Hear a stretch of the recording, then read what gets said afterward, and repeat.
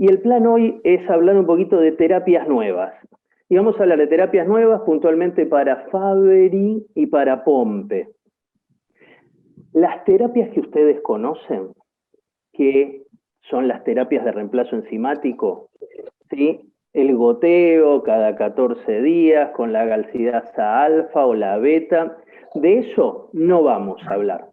De eso no vamos a hablar. ¿Por qué? Porque este año se cumplen los 20 años de la aprobación en Europa de esas dos terapias, así que no es nada nuevo. Entonces, lo que vamos a hablar hoy son quizás de estos 5 puntos que van a ver que casi es lo mismo para Fabry y para Pompe. Es decir, todo lo nuevo que se está haciendo en Fabry con estas drogas también se está haciendo en Pompe. Pero igual vamos a hablar primero desde el Fabry, los resultados que hay, y después vamos a pasar a los mismos resultados en Pompe.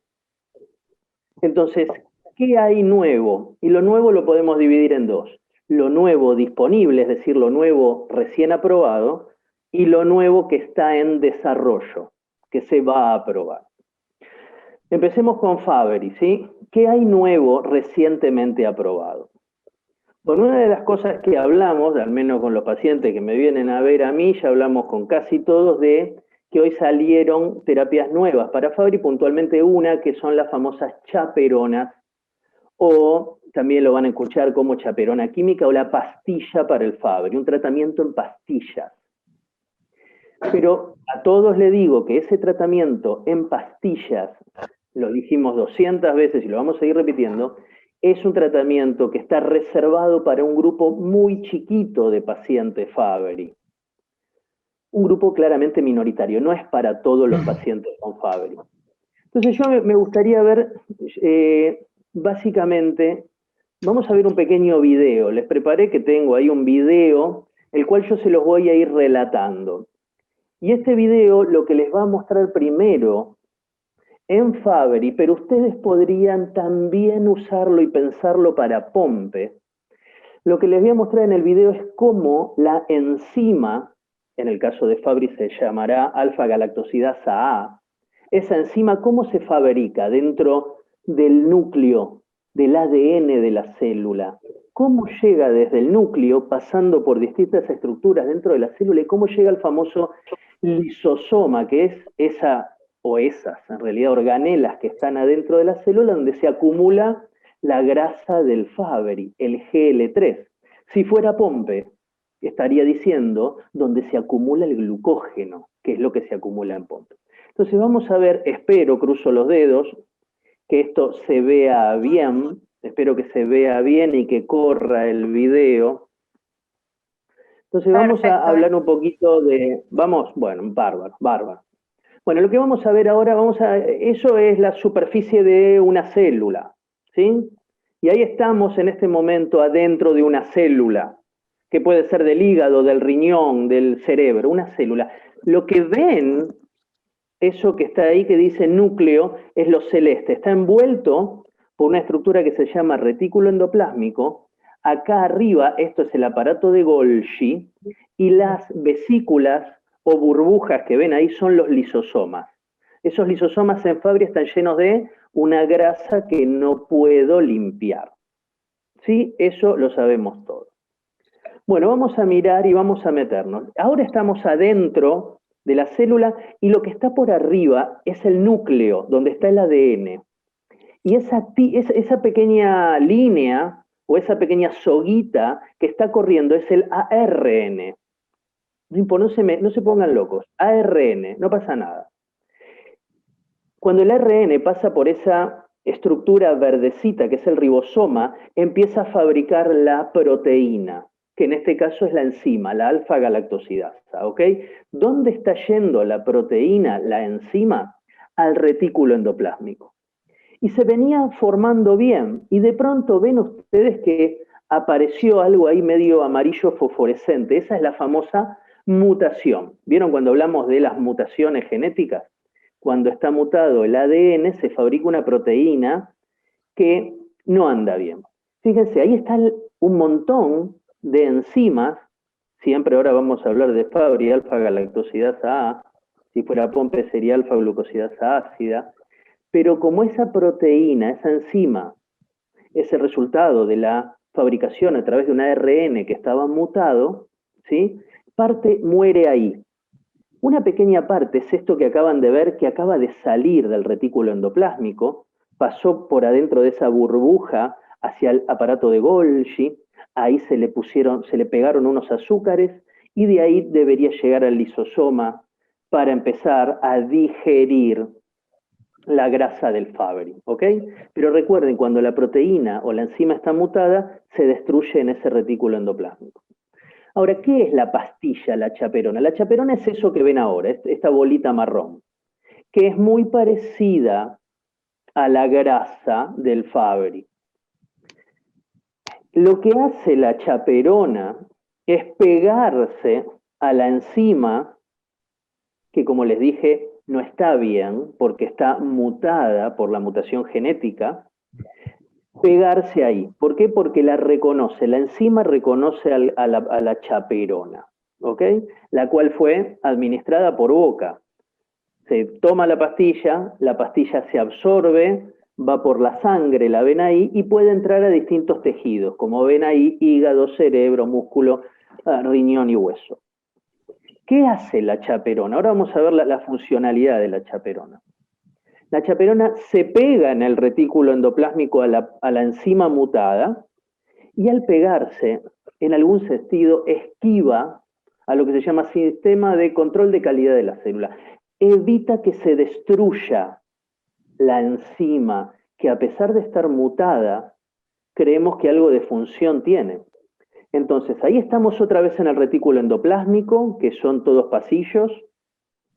Esa es la enzima, se le pegó la chaperona, se evitó que se degrade, se destruya, y bueno, finalmente puede llegar al lisosoma. Y ahí tener su acción. ¿Su acción de qué? Y bueno, de digerir la grasa del Fabry, ¿ok? Entonces, el concepto de las chaperonas, fíjense, ¿qué es lo que tiene, entre comillas, de bueno? Es por boca, bien. Se toma día por medio, bien. El problema de eso es que la gente se olvida, ese es un problema, ¿sí? Pero, ¿cuáles son los problemas de la chaperona, sí? Por lo cual voy a salir ahora del video para no aburrir con el video. Los médicos leemos estos artículos, ¿sí? Que no lo vamos a leer. Yo les quiero mostrar lo importante que es, ¿qué cosa? Una tabla que tenemos a la derecha. Y esa tabla de la derecha nos muestra el tipo de mutación. Es decir, el paciente que me está escuchando, que tiene Fabry y quiere recibir la pastilla, lo que tiene que hacer es hablar con su médico y preguntarle, ¿mi mutación responde a la pastilla? ¿Mi mutación responde a la pastilla? ¿Por qué? Porque el 70% de las mutaciones no responde a la pastilla. Bueno, ¿qué es responder a la pastilla? La pastilla lo que hace, como les dije, es tratar de mantener la funcionalidad de la enzima, pero el 70% de las mutaciones, más o menos, dependiendo del país, el 70% de las mutaciones no permite que se fabrique casi nada de enzima. Si vos no tenés nada de enzima, por más que te dé la pastilla, ¿qué voy a realzar o qué voy a cuidar? ¿Se entiende? Entonces, primer punto, ¿por qué la pastilla no es para todos los pacientes Fabry? Porque el 70% no tiene ni un poquito de enzima para ser rescatada del retículo endoplásmico y que llegue al lisosoma. Punto 1. Punto 2. Las chaperonas han sido aprobadas en Europa para mayores a 16 años, en Argentina también, en Estados Unidos mayores a 18 años. O sea que todo lo que estamos hablando, en nenitos con Fabry, las chaperonas hoy no están aprobadas. O sea que olvídense, no va. Esto no se aplica para chicos. Y tercero, las chaperonas, hay que tener cuidado porque por su función, los pacientes que tienen daño renal en Fabry, que ustedes saben lo común que es, no les hablo de pacientes en diálisis, no, les digo de pacientes que tienen daño renal entre moderado y severo, eso lo vemos a través del estudio en sangre de la creatinina, con una función renal que nosotros decimos menor a 30 mililitros minuto, bueno, las chaperonas están prohibidas, están contraindicadas. Y además hay otras cosas que tenemos que ver, porque hoy en día estamos estudiando mucho. Les voy a mostrar este gráfico, que yo se lo muestro a los médicos. Miren esto, ustedes les voy a mostrar. Lo que van a ver acá, a la izquierda dice N215S. Esa es una mutación que puede ser respondedora a la pastilla. Y esta L294S, que es la mutación, creían que era respondedora a la pastilla, pero finalmente no lo fue. ¿Cómo me doy cuenta de esto? Entonces vamos a ver, los dos gráficos son iguales lo que nos muestran. Nos van a mostrar la grasa del Fabry en la sangre. Lo que a ustedes yo les pido muchas veces, el famoso liso o lyso GL3 o lyso GB3. El nombre y apellido de la grasa del Fabry. Fíjense que este paciente o estos pacientes que están a la izquierda, cuando empiezan con la terapia en la vena, la terapia de reemplazo enzimático, los niveles del lyso-Gl3 bajan. ¿Ven que están bajando?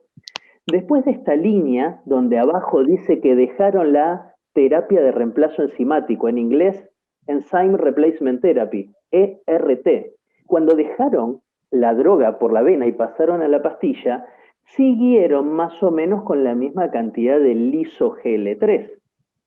Ahora vayamos al gráfico de la derecha y acá hay 3 o 4 pacientes. Fíjense que estos dos pacientes que les estoy mostrando, cuando estaban con la terapia endovenosa, tenían un lyso-Gl3 que venía estable, bajo y estable. Cuando pasaron a la pastilla, esa grasa se disparó, empezó a subir. Y eso significa que no son respondedores. Entonces, para terminar con todo este tema de la pastilla, lo que les quiero decir, la pastilla está disponible, la pastilla se limita a un grupo puntual de pacientes con mutaciones especiales, pacientes adultos y pacientes que tienen una función renal de normal a levemente afectada. Si no, no son candidatos a la pastilla. Eso después cada uno lo hablará con su médico y habrá que tener en cuenta algunas otras especificidades de cada uno. Pasemos de ahora en más todo lo que les voy a decir, mis amigos, es todo droga que está en estudio. Todo lo que les voy a contar no se vende, ni en Argentina ni en ninguna parte del mundo. Todo esto es investigación. Pero me ha tocado participar de cada una de estas investigaciones en algún sentido, así que las conozco. Miren, una de las cosas que se está estudiando es otra enzima, otra terapia de reemplazo enzimático. Pero esa terapia de reemplazo enzimático, esa enzima que les van a meter en la vena, quizás, viene de células vegetales. No viene ni de células animales, ni de células humanas, viene de células vegetales. Finalmente es la misma enzima humana que se pone en células vegetales, la célula vegetal se reproduce y yo después voy a sacar la enzima que es humana y la voy a poner en la vena. ¿Qué es lo que se empezó a hablar hace mucho tiempo de esta terapia? Esta terapia dijo que podría ser muy interesante porque en el grupito chiquito de pacientes que ya se utilizó, grupo muy chiquito, bueno, le hicieron biopsia del riñón antes de la terapia y después de la terapia, y en la biopsia de riñón se vio que la cantidad del GL3 de la grasa había bajado.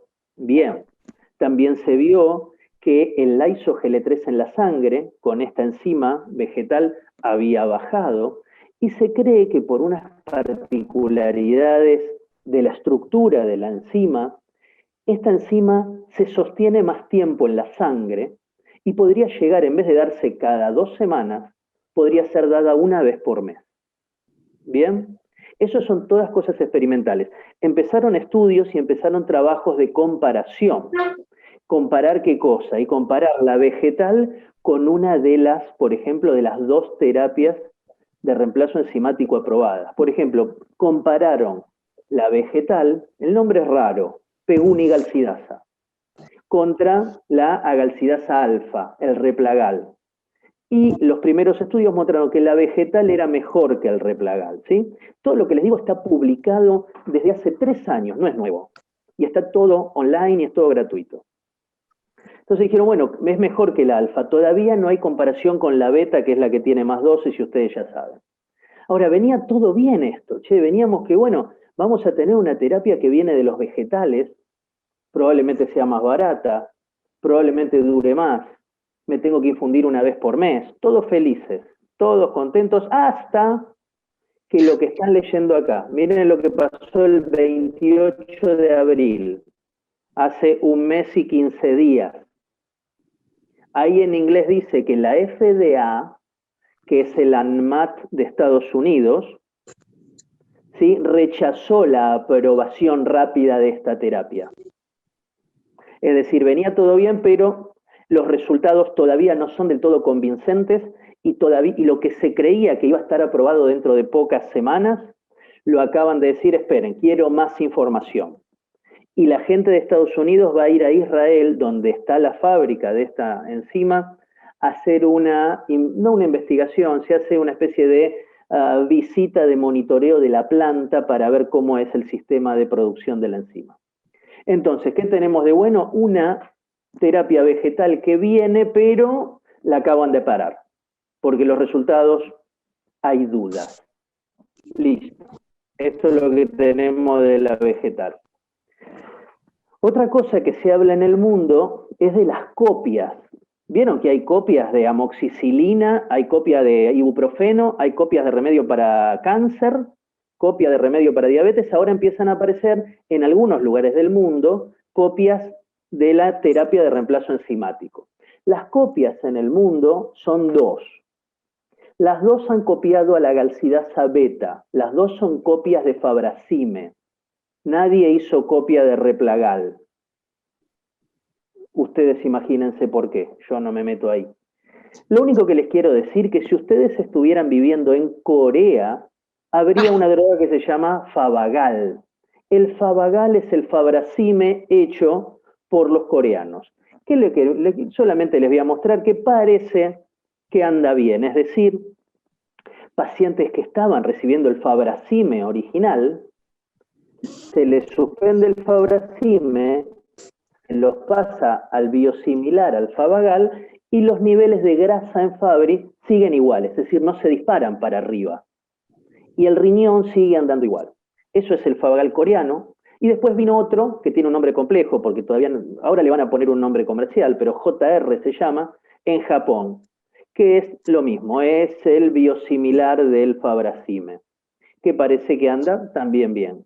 Eso solamente hoy existe en Corea y en Japón. No han venido a Latinoamérica, o sea que no tenemos experiencia personal con esto, tampoco hay mucha experiencia publicada más allá de la aprobación, entonces se empiezan en este momento a estudiar más pacientes con esos biosimilares. Se los comento porque un día van a leer que hay otras terapias, bueno, es la misma pero copiada, ¿ok? Pasemos a otra terapia que se viene. En esta yo soy parte de lo que se llama un comité de investigación de bioseguridad externo. En otras palabras, yo no soy parte del estudio, pero sí tengo toda la información porque con un norteamericano, un inglés y un japonés, somos 4 que podemos analizar si hay problemas de seguridad, si a un paciente le cae mal. Entonces más allá de que yo no les puedo contar los resultados por un contrato de confidencialidad, les puedo decir en qué consta la terapia. Esto es algo que la gente que tiene Gaucher conoce, que es la terapia de inhibición de sustrato. ¿Qué significa terapia de inhibir el sustrato? Miren, es bastante simple. Suena difícil, pero es simple. Punto 1, esto es por boca. Estas son pastillas. Estas pastillas están aprobadas con otro nombre en Gaucher. Y fíjense, ¿qué es lo que se acumula en el Fabry? Si ustedes miran el gráfico de la derecha, ahí hay un rectángulo y 3 hexágonos que dice glucosa, galactosa, galactosa. No importa. Es una grasa con azúcares. Eso es lo que se acumula en Fabry, ¿ok? ¿Qué damos de terapia en Fabry? Dijimos, y damos la enzima que lo digiere, que la corta esa grasa para hacerla más chiquita y digerirla. Muy bien.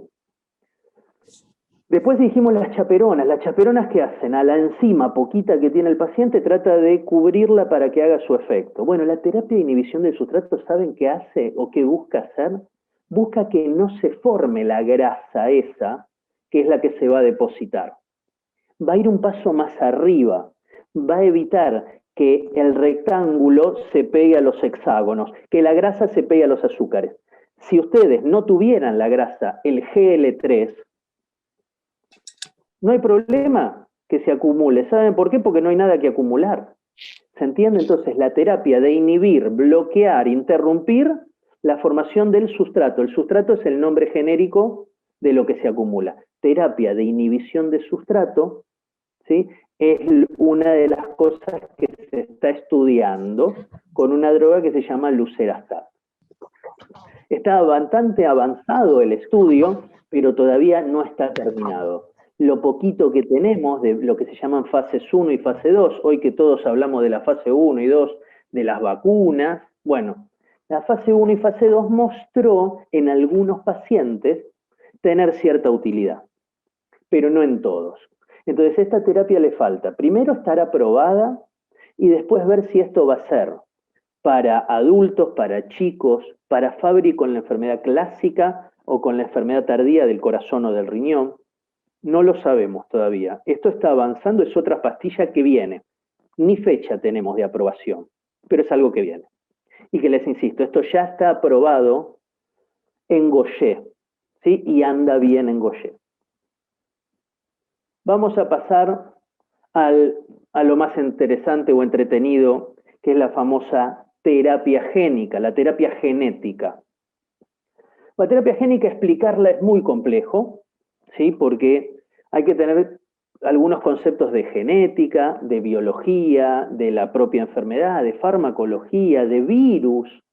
Yo se los voy a dividir así. Miren, la terapia génica, hay dos terapias génicas. Voy a ser muy básico, pero se los voy a tratar de mostrar. Los médicos hablamos de una terapia génica, ¿sí? Ex vivo o in vivo. Ex vivo o in vivo. Bueno, vamos a hablar un poquito de la terapia génica ex vivo, que es la que ya tenemos. 6 pacientes en el mundo, hace 4 años empezaron el estudio, que la han recibido. Esta terapia lo que necesita, miren, es un paciente con Fabry, se le saca sangre, su propia sangre, a esas células de la sangre se van a separar las células madre, las stem cells, las células madres del paciente.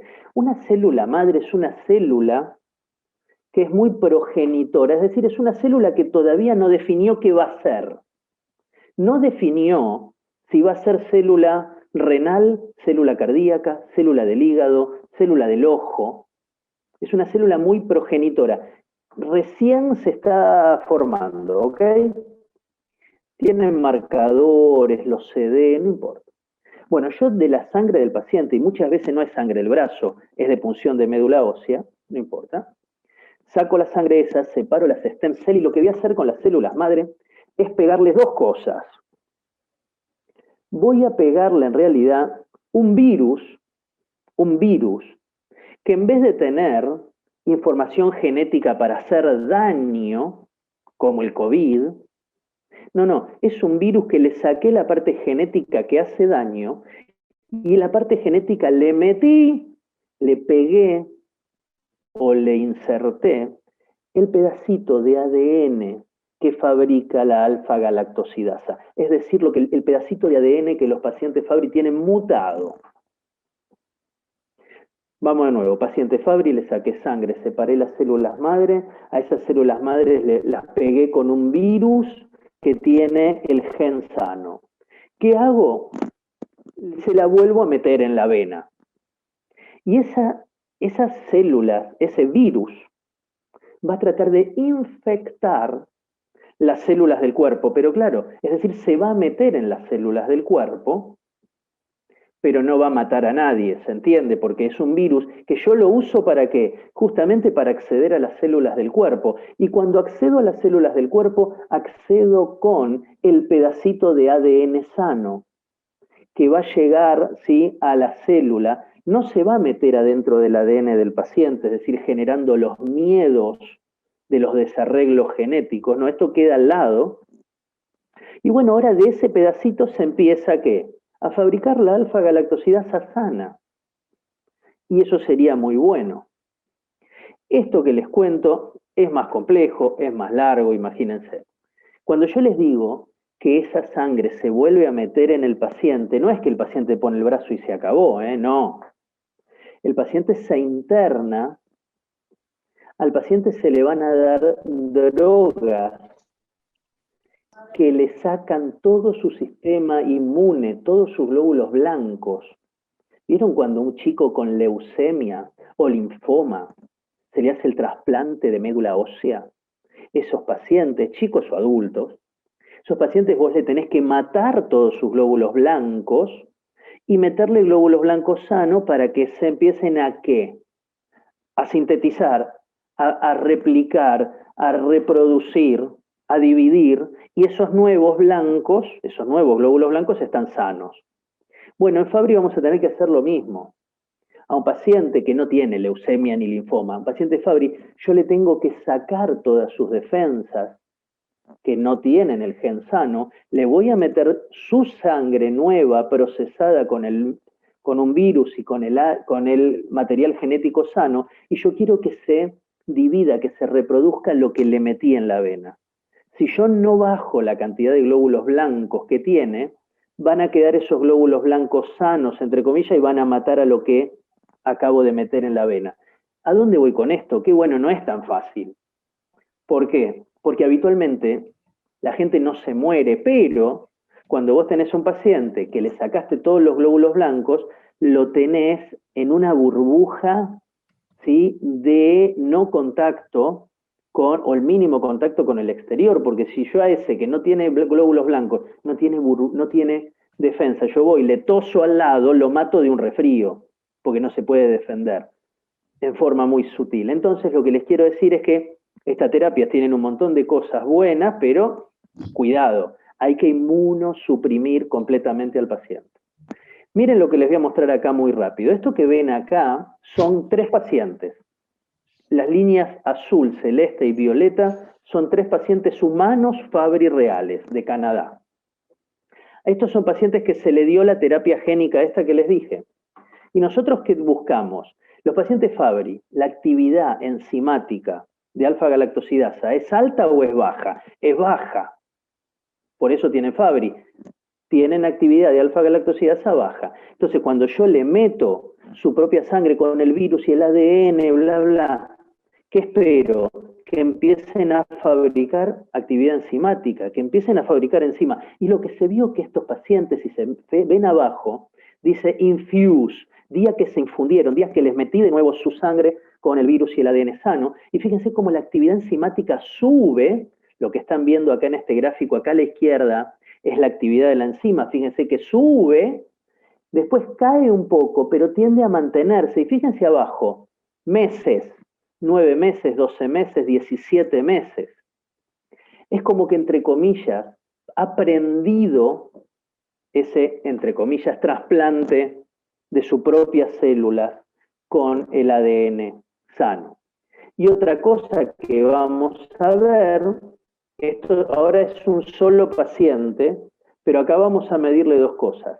En azul, la actividad de la enzima, fíjense que el día que se infunde el paciente acá abajo, la actividad enzimática sube. ¿Y qué es lo que empieza a caer después de que lo infundí? A la derecha, miren. El liso-GL3, la grasa. Es decir, sube la enzima, bueno, se metaboliza la grasa, ¿sí?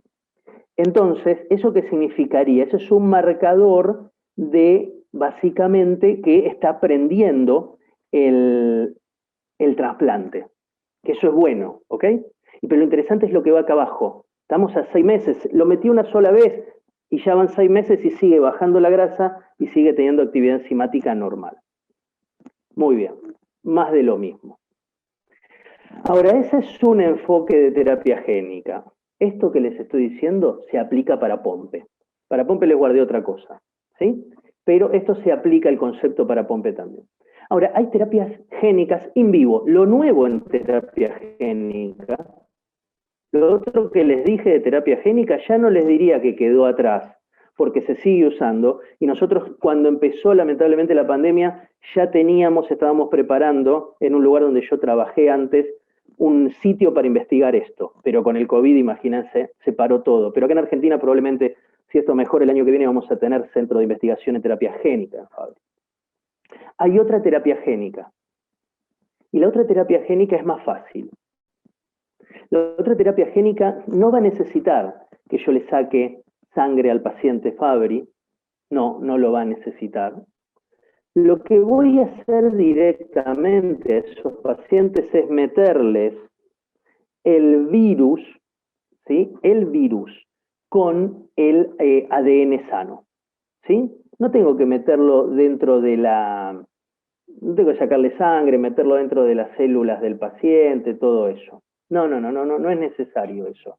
No es necesario eso. Y lo que tienen estos virus de la terapia génica nueva es que son virus que a través de distintos marcadores, promotores, bueno, cosa muy genética, van a ir directamente a un órgano. Y el órgano que están tratando de ir es el hígado. A ver, vamos a pensarlo así. Te estoy metiendo un virus que va a infectar a tu hígado con el ADN sano. A un virus que va a infectar a tu hígado con ADN sano. Y va a ser el hígado ahora quien empiece a fabricar la enzima. Y el hígado fabricaría tanta enzima que esa enzima, ¿sí?, va a salir del hígado, va a pasar a la sangre y a través de la sangre se va a distribuir a todo el cuerpo.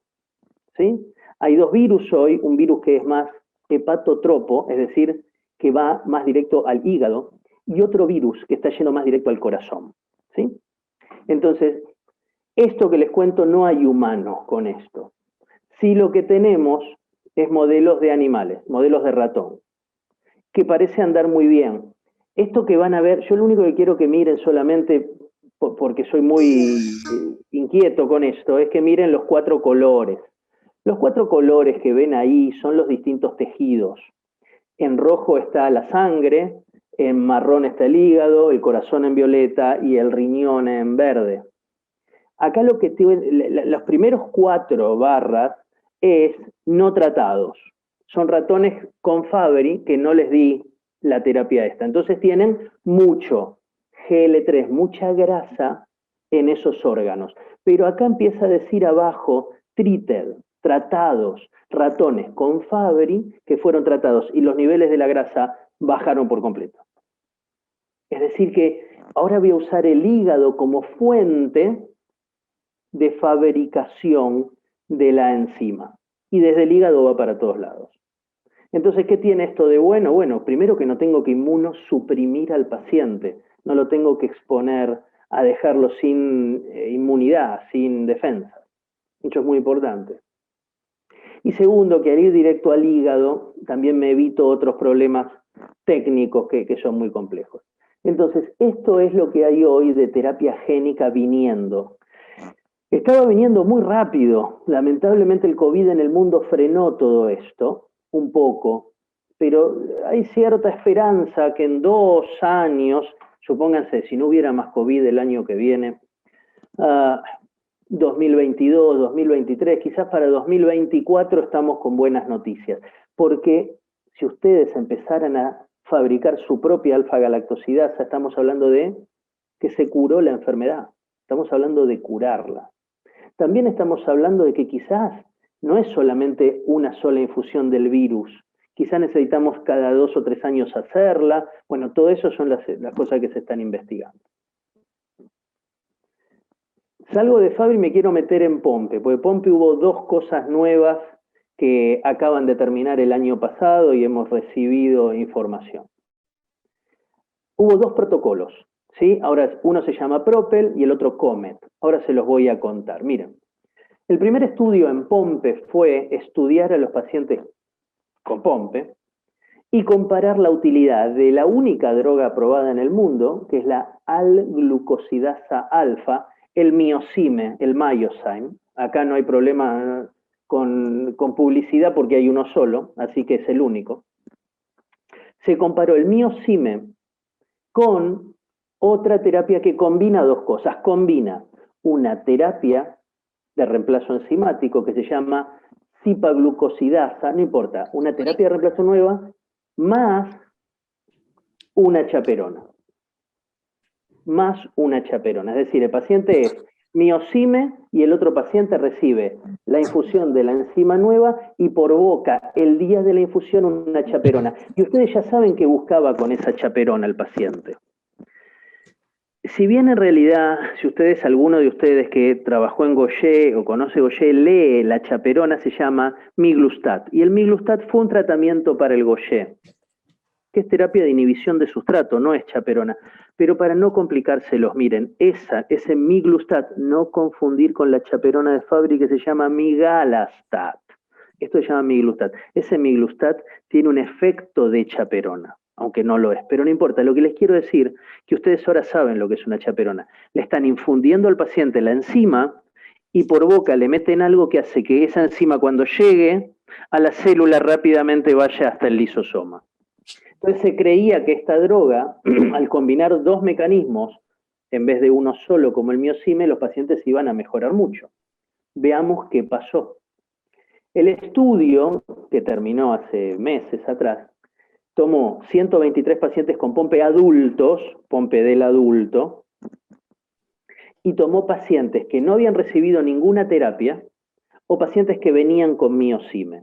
Algunos que hicieron, los que no habían recibido ninguna terapia, o empezaban con miocime o empezaban con la combinación.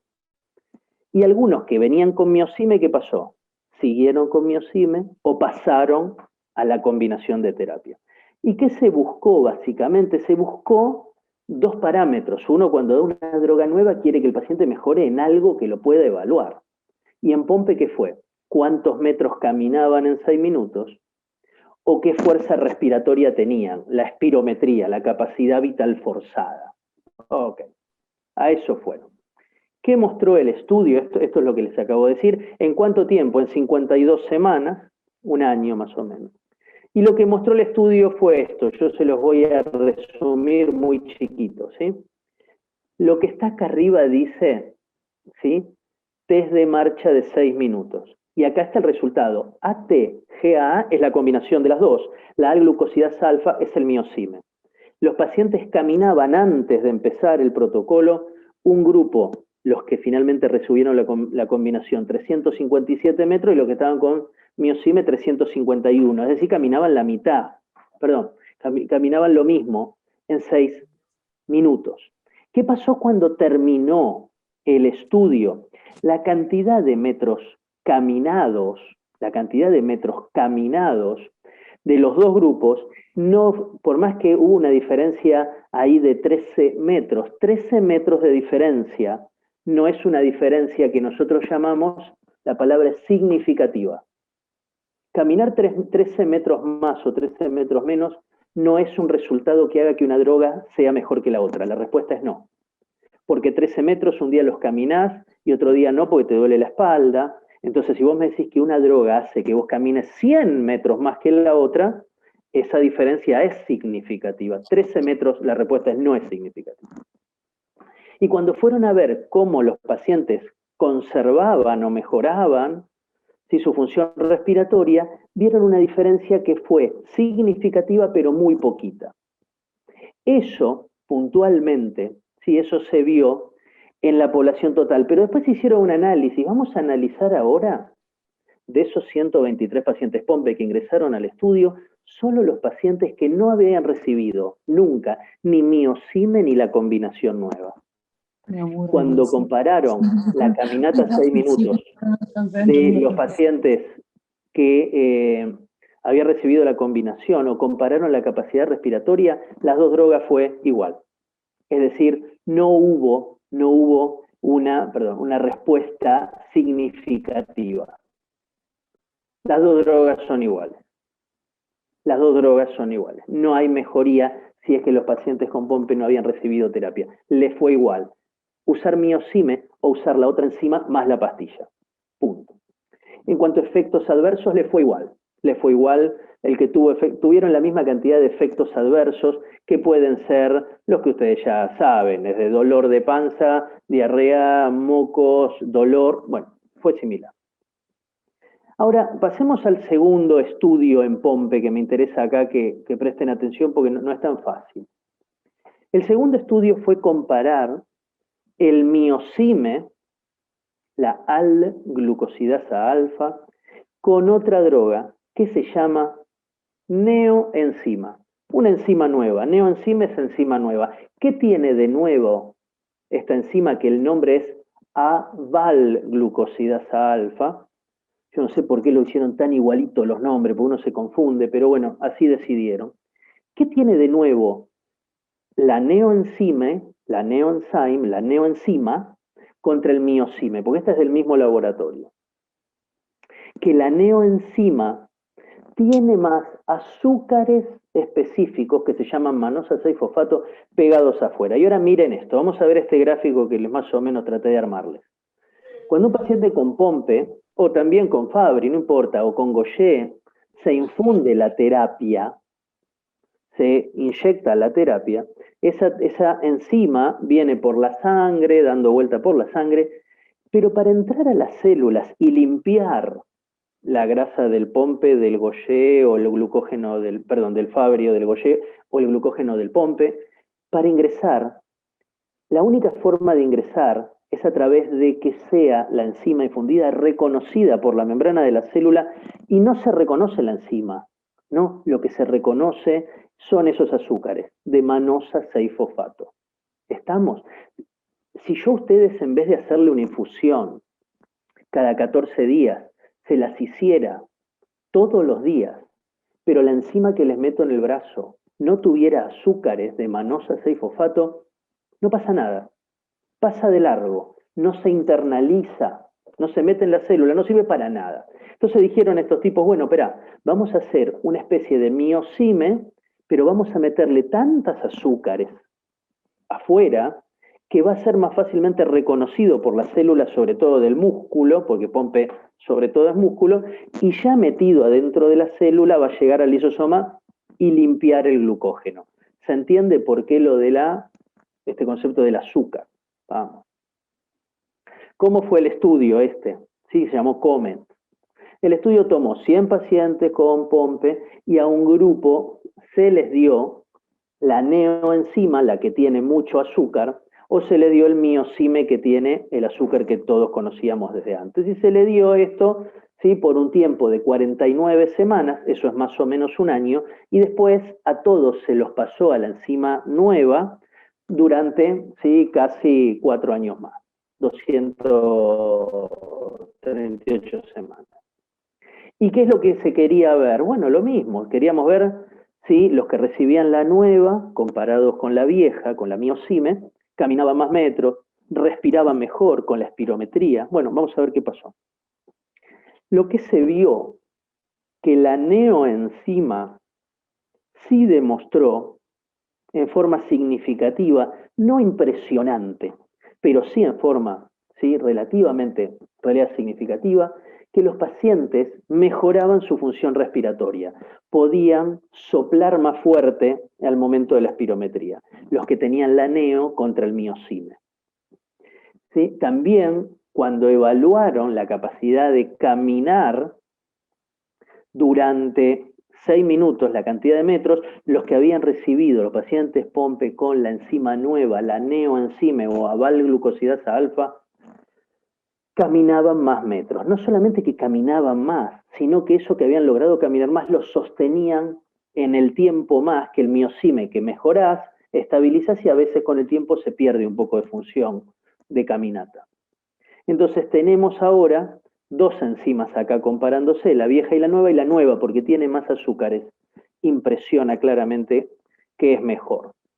Esto está recién aprobado, es decir, para los pacientes con POMPE que están escuchando, que van a tener la enzima nueva ya, la respuesta es que se acaba de terminar el estudio.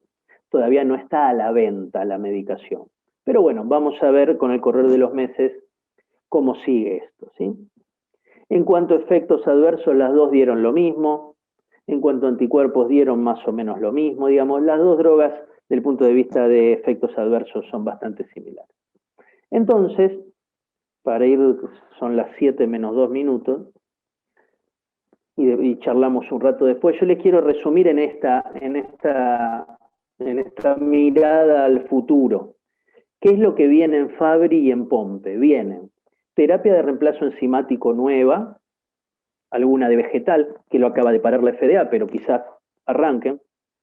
En Pompe viene una neoenzima, ¿sí? Con más azúcares. Puede que venga también con chaperona, aunque no demostró gran cosa. Tenemos las chaperonas para Fabry.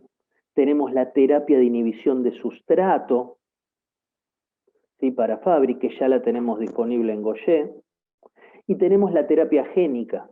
La terapia génica es la primera parte que les dije de la ex vivo, y la edición génica es lo que les conté después, de dirigir la terapia génica específicamente a un órgano, como puede ser, probablemente vaya a terminar siendo siempre, el hígado. En todo caso, de que esto funcione bien, de la terapia génica, quizás ya estamos más cerca de hablar de curación de la enfermedad, desde el momento que los pacientes puedan sintetizar o fabricar su propia enzima.